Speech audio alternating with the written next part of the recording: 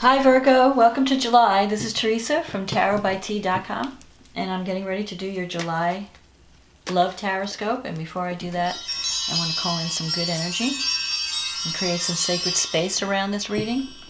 And I want to say thank you for liking and subscribing to my channel. Thank you for taking the time out to leave comments. And for those who have purchased readings, thank you for your support. I have enjoyed working with all of you, and I'm glad that these readings are helping people. So this month we have a new moon eclipse in Cancer, and we have a full moon eclipse in Aquarius at the end of the month. Plus your ruling planet Mercury is going retrograde on the 25th of July. Mars is already retrograde. It's going to be an interesting month. The eclipses are going to shake us up and get us on the right path. So let's see what the cards have to say. So the eclipses come to remind us that it's time for change. So what does Virgo need to know? We have an eclipse, we have a new moon eclipse in Cancer on July 12th, and a full moon eclipse in Aquarius on the 27th. And then Mercury goes retrograde, which is your ruler, toward the end of the month as well. So, what does Virgo need to know about love and life, love and relationships for the month of July?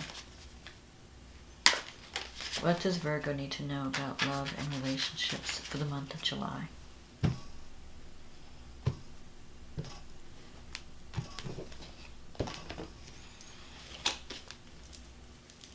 Okay, let's see what we have. The Eight of Swords again.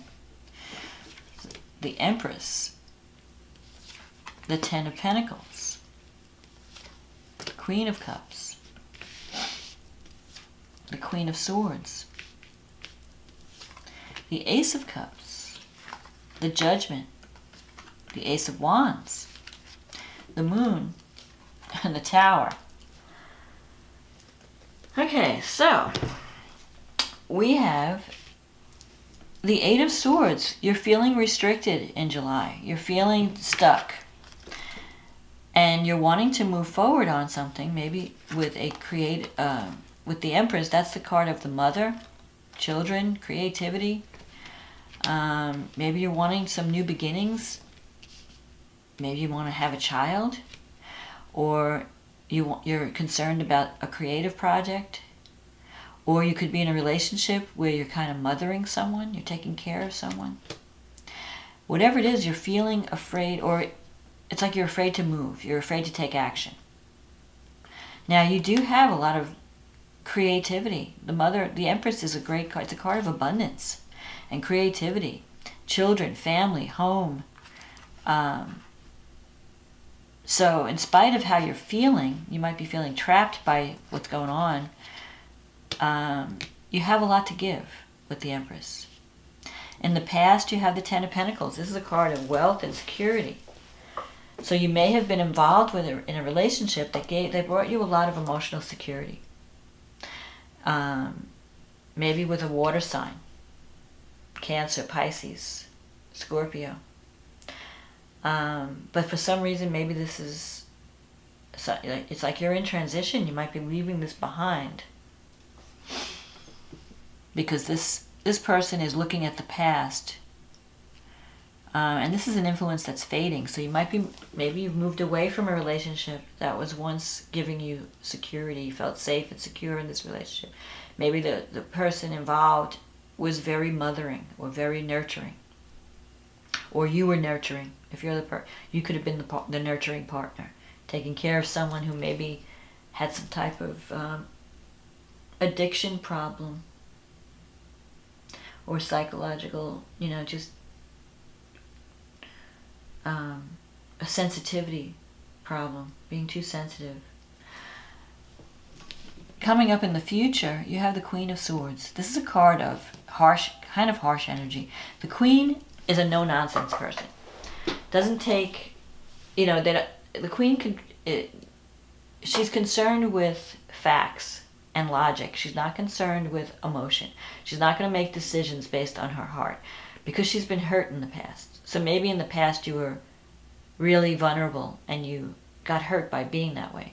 And so now you're tougher and you're keeping people away. You're kind of pushing people away, saying, I don't need anybody's help. I can do it all myself. The Queen of Swords can be, it's got independent energy. So maybe you've decided to take charge of your life, or you will be in July.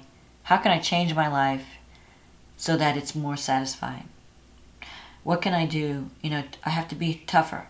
Maybe I was too soft in the past, and now I got to be tougher. I have to charge through life. I have to look at things realistically and apply myself. The Queen of Swords can be also, if it's not you, it could be a person that you feel is being too harsh or too judgmental. Maybe they demand a lot. They expect a lot from you. So if you're the one who's being too critical or too judgmental, maybe you need to lighten up a little bit. Maybe you're giving your loved ones a hard time.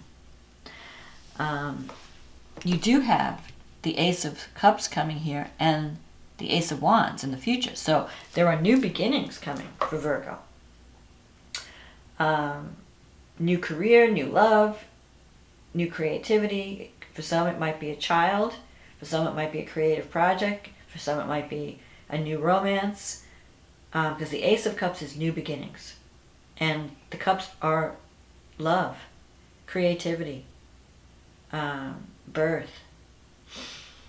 The Wands are more, I see them more as career related, or some project that you get involved in that it really speaks to you. Now you have the Judgment here. This is in your negative thinking sector, so maybe you've been too hard on yourself. Maybe you've been thinking, you've been too critical, thinking, you're not doing everything that you should be doing.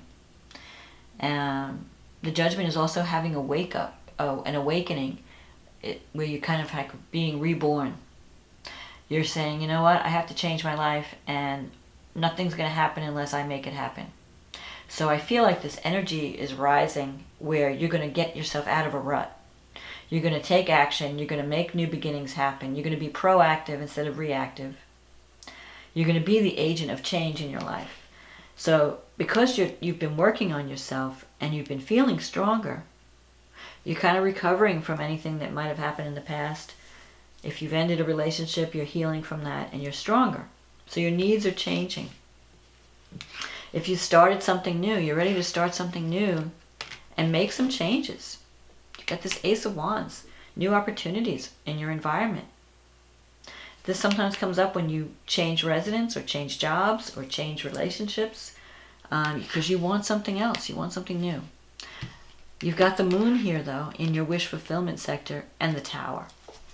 So the Tower is saying that you're going to be waking up in July. Maybe you've been daydreaming. You've been under some type of fantasy. The Moon can be confusion, illusion.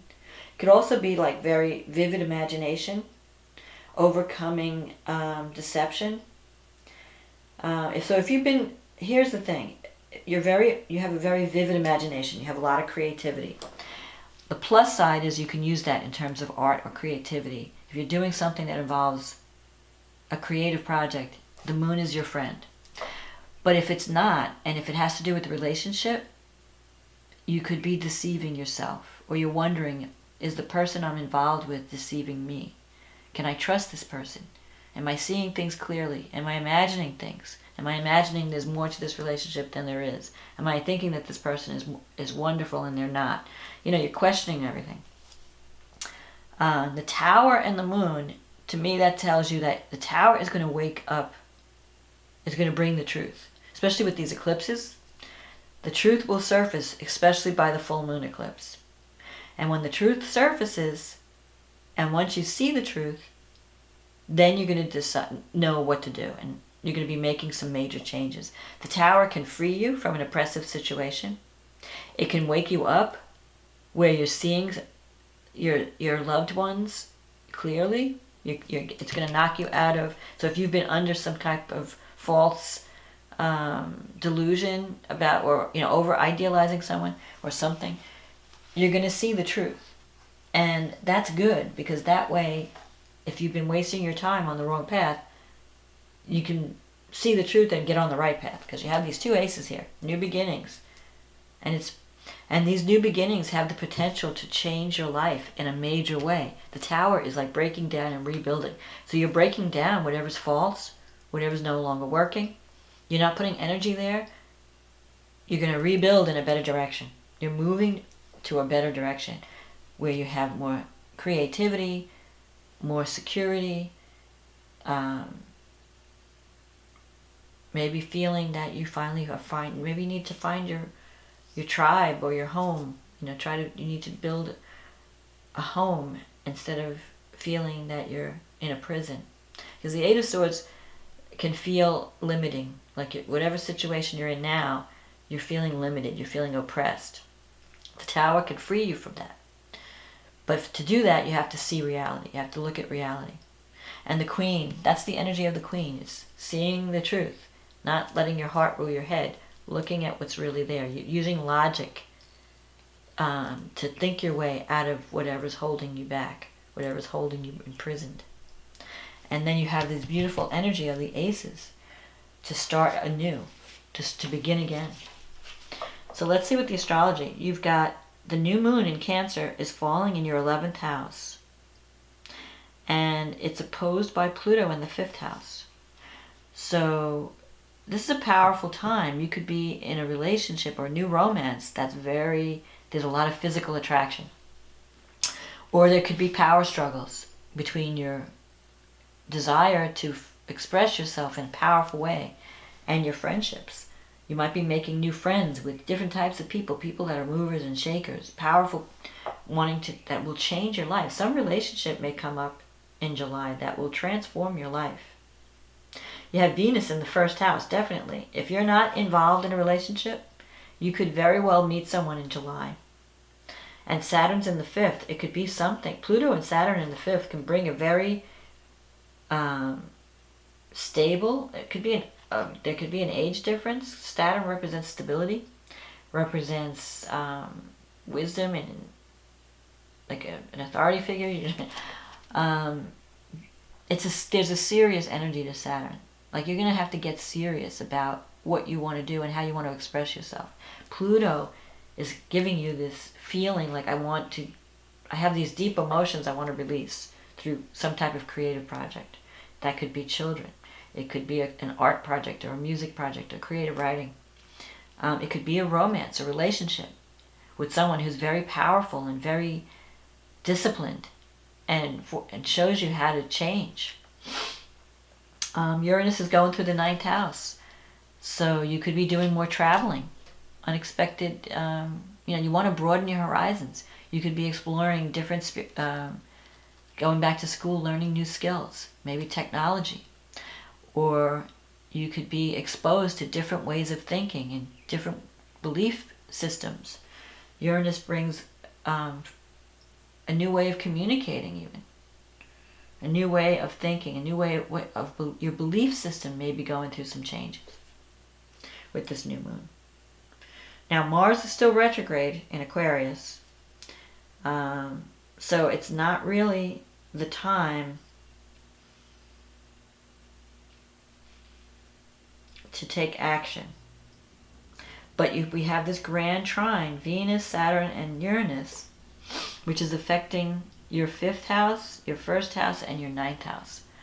So you could maybe even publish something through some type of internet endeavor, social media, a website, something that you're ready to, launch to the world. But you may want to wait until the fall when everything's moving forward, because Mercury's going retrograde. You don't want to sign contracts or start anything important when Mercury is retrograde. So now's the time to go over your projects and tweak them and make them, improve them, so that when you're ready to launch at the end of the year, in the fall, you've got all the bugs ironed out. And you're going to be seeing the truth and seeing more clearly, because that full moon eclipse, which will get you in Aquarius, that's going to be affecting your 6th house of work and health. So you're going to be seeing it's affecting your 12th house, 6th and 12th. So it's a psychological cleansing. It's a moon where you have to really decide, am I serving or am I being a slave? Am I taking care of my health or am I self-sabotaging? With Venus in the 1st, you're going to be very charming. Now, Venus is good. It's going to give you, you're going to be looking good. You're going to be attracting love. Neptune is also in the 7th, though. So you want to be careful that you're not being the savior in a relationship, that you're seeing a person for who they really are. Because when Neptune goes through your 7th house, sometimes it could create like a martyr type relationship or a codependent relationship where someone comes to you and they're very needy and you want to help them and you get locked into this, savior type thing. So be careful with that, because the feelings, with Pluto and Saturn in the 5th house, your emotions, it's very intense.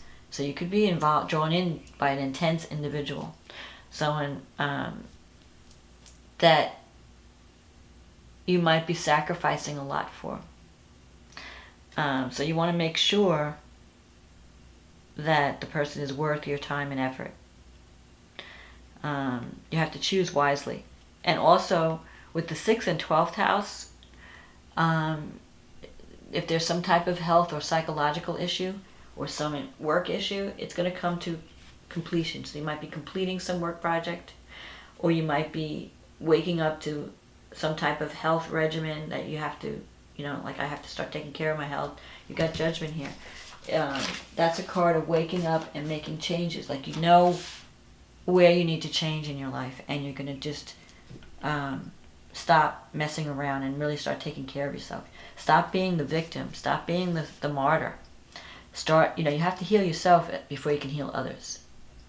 So it's okay to give. I mean, that's what Virgo's all about. It's about service, selfless service. But you also have to give to yourself. You have to put yourself on that list.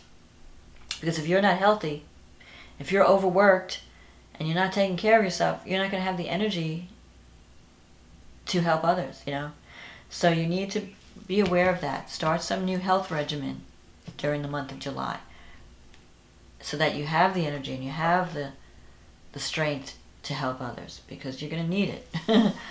And if you don't take care of your health, you don't want the Tower to break down.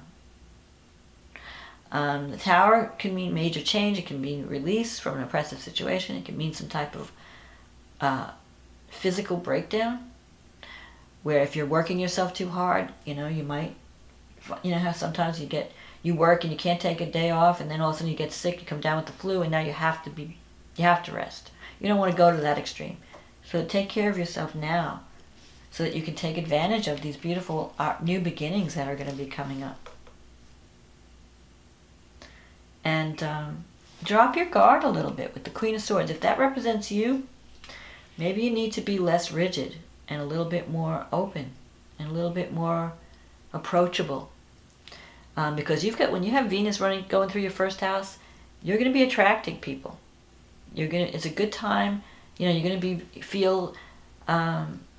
It's a good time for a makeover. Just don't do it. Do it now before Venus goes retrograde. To change your appearance in some way, so that you have more of a loving appearance. You're very charming when Venus is in your 1st house. And if you don't have a relationship, when Venus crosses your ascendant and moves into the 1st house, it usually brings an opportunity for love. So don't be too harsh. Accept the love that's coming. And make sure you're just seeing your partner realistically. Don't get, all gaga and not see the person for who they are. Don't get caught up in illusion or glamour. But you have the opportunity for new beginnings that are going to make you, where you're really going to feel like nurturing someone. It could be a new love or a new creative project coming up that's going to be good for your health as well as your happiness. And it's going to bring change, major change. So it could be that a relationship comes to your life that transforms your life in some way, and brings more stability and brings more seriousness, more commitment. So if you haven't been taking things seriously, you're going to stand up and take things seriously. You're going to know that I have to really get on the ball now. I have to really know what I want and really be disciplined in the way that I go after it. So that's my forecast for July for you, Virgo. Have a wonderful July, and I hope this reading was a help to you, and I will talk to you again next month. Okay, bye now.